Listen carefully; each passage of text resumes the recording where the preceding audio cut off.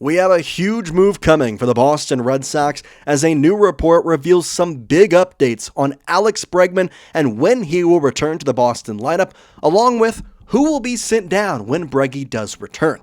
We'll take the latest right now on Red Sox Digest. Welcome in, everybody. I'm Jace Andrews. We appreciate you taking the time out of your day to join it here with us. If you're new, make sure you scroll down and hit that subscribe button. It's 100% free, and we're giving you coverage on the Boston Red Sox every single day. Alex Bregman has been missing from the Boston Red Sox lineup for now closing in on 2 months as he left on May 22nd was the day that he left the game. He was officially placed on the IL May 23rd, 24th. So we have been without Breggy for a while. But before he was injured, he was one of the better players on this Boston Red Sox lineup. And quite frankly, there was a huge difference with him in the lineup and without him in the lineup. Now, with him being injured, with the contract being what it is, and an opt-out coming up after this season, there has been a lot of talk about him being potentially traded with this upcoming MLB trade deadline. Well, I do want to start before we get to injury updates with a ginormous report from Sean McAdam, who finally puts this whole thing about trading Bregman to rest with this one tweet. One top Red Sox official dismissed the idea that the team would look into trading Alex Bregman if a contract extension can't be reached before the trade deadline, saying, quote, "We're trying to win," end quote. Contract talks have been casual with club more focused on draft and the deadline, etc. So the Red Sox, although they want to extend Alex Bregman further on than just the 3 years and want to give him a long-term home, as every report seems to show, they're not talking that much about it because their goal is to win. Their goal is to understand that the MLB draft is coming up. And in the past couple years, the draft has become a bigger and more important thing to execute properly. The MLB trade deadline is coming up. And when the Boston Red Sox in a position now to buy, they're worried about getting players to help this roster rather than extending Alex Bregman or considering even trading him. So that is a huge thing that I am absolutely ecstatic about, that he will not be traded for the upcoming trade deadline. Now, the second part to that is I want him to get an extension and would love that to happen sooner rather than later, but at the same time, you can't ask for too much. Now, I do also want to talk injury report with him because we got this from Jen McCaffrey saying Cora said that Bregman will likely be activated this weekend. They feel comfortable with the work he's put in without a rehab assignment. So that is great. Getting this guy back in the lineup is such a huge deal for the Boston Red Sox.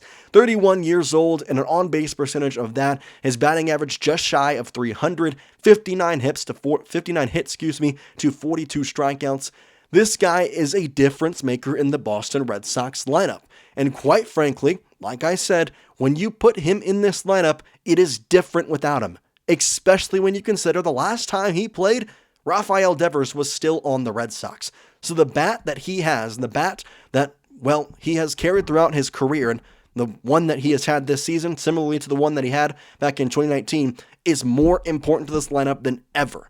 So when could he exactly return? Talking about this weekend series. Well, in case you were wondering about what the schedule looked like for the Boston Red Sox, this is what we have. We have the Colorado Rockies games that, by the time you're seeing this video, have already concluded. The Rays, they're coming up in this weekend series.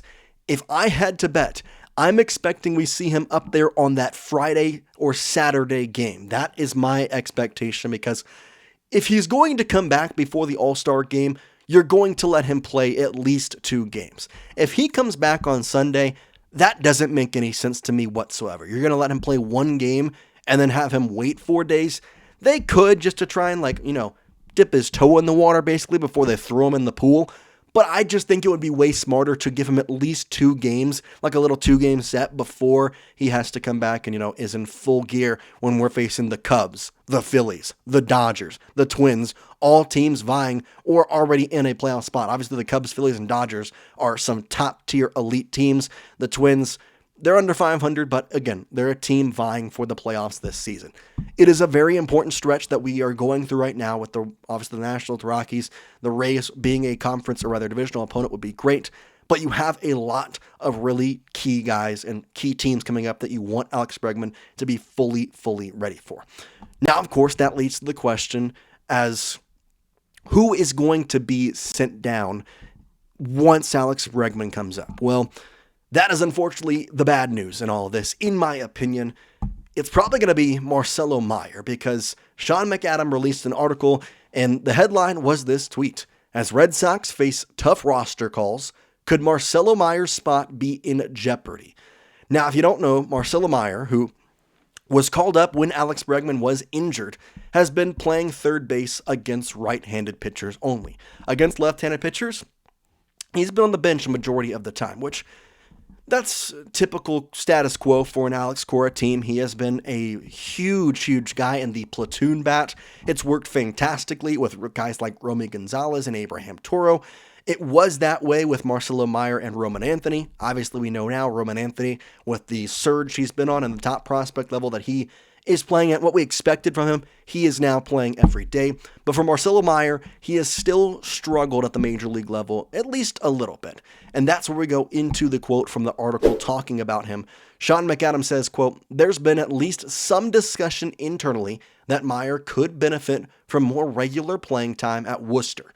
Notably, when Cora was asked Tuesday whether he expected Meyer to move to second base upon Bregman's return, he evaded the question and said that was something to be discussed later," end quote.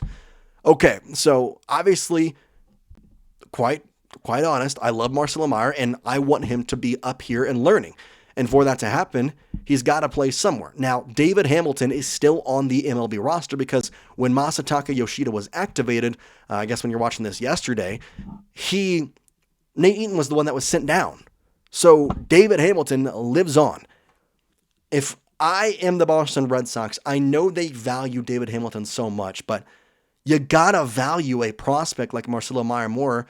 But it's just not going to happen. I don't see it. I fully believe that Marcelo is going to be the one that's going to be sent down. And maybe it's for the better. He's batting .220. His on-base percentage is below .270. Slugging isn't great. His OPS is actually not terrible at .670 for, honestly, how bad that batting average and on-base percentage have been. Because when he hits the ball, It goes pretty far. But it just hasn't been the, I guess, rise to, I'm not going to say stardom, but rise to MLB caliber player that we expected in some ways. I mean, people kind of forget that Marcelo Meyer really hasn't played a full season in the minor leagues. He's had some injuries, really didn't play last year in AAA at all. And then obviously this year came up to AAA and then played for a little bit before he was called up before Roman Anthony. It's an interesting topic to talk about that. Maybe Corey is right. Maybe it's time for him to go down and just get more consistent playing time. Let him play against the left-handed pitchers. And when we get to September call-ups, bring him back up. I just don't know. The question and the statement that I have is, let's say they do send Marcelo Meyer down and David Hamilton starts to get consistent playing time at second base. At what point is David Hamilton's struggles worthy enough of canning him for Marcelo Meyer? That's the question mark that I have, and quite frankly, one that I think is probably a valid question considering David Hamilton is young. I 100% understand that. Marcelo Meyer is the future, though, of this organization, potentially at second base, because if they decide to not trade Franklin Arias, in 2 years from now, he could be MLB level. In 2 years from now, Trevor Story could be, that's his last season, he could be out. And at that point, if Marcelo Meyer has played consistently at second base, are you then going to transition him to short for Franklin Arias? There's a ton of questions, and I see it as the Red Sox have had a rotating door at second base since Petey left, whatever that was, 2018, whatever his final consistent year of playing was. And I just am ready for a consistent player there. Not to say that we've had that at any other position, but every single game it feels like there's somebody new out there at second base. Romy has played it. We've talked about Marcelo played it. We've seen a bunch of people. In fact, the one guy who haven't seen play it was Alex Bregman, who was supposed to be the Red Sox second baseman this season. Funny how things change in that way. But either way, we'll see what happens. Obviously, the move will be coming very, very soon. So make sure you keep up to date. We'll keep you on the loop. And as soon as a move is made for Alex Bregman, and if it is Marcelo Meyer, we'll have a video as soon as possible. So hit that subscribe button. But for now, we will see you later here on Red Sox Digest. Peace out, guys.